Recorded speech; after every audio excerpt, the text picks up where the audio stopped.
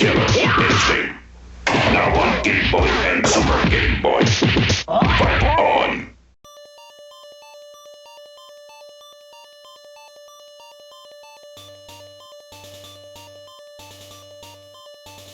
Released in 1995, Killer Instinct for the Game Boy is a handheld adaptation of Rare's popular arcade and Super Nintendo fighting game.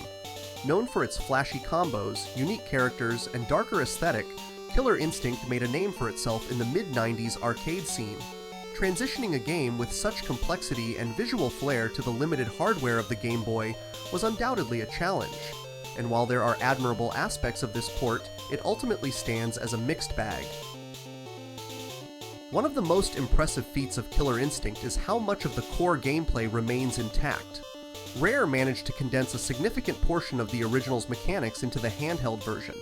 This includes the series' trademark combo system, allowing players to chain together attacks into devastating sequences.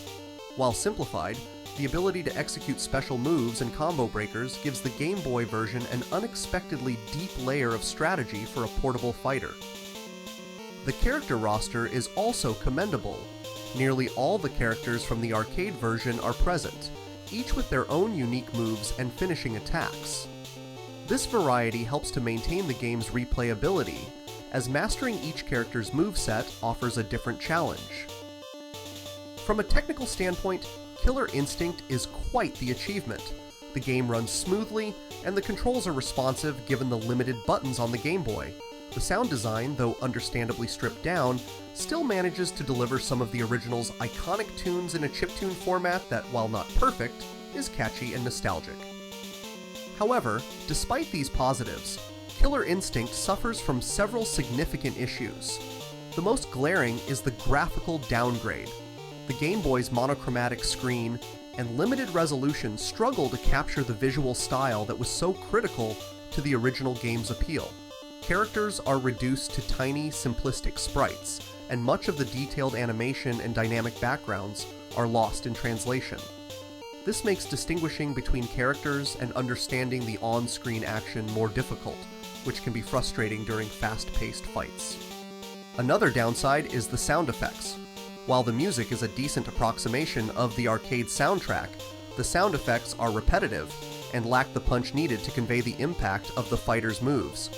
The signature audio cues that added to the intensity and excitement of the arcade version are absent, resulting in a less immersive experience. Gameplay-wise, the controls, while responsive, are also hampered by the Game Boy's two-button layout. The simplified controls mean that some of the more complex moves and combos are much harder to execute, or in some cases, entirely absent.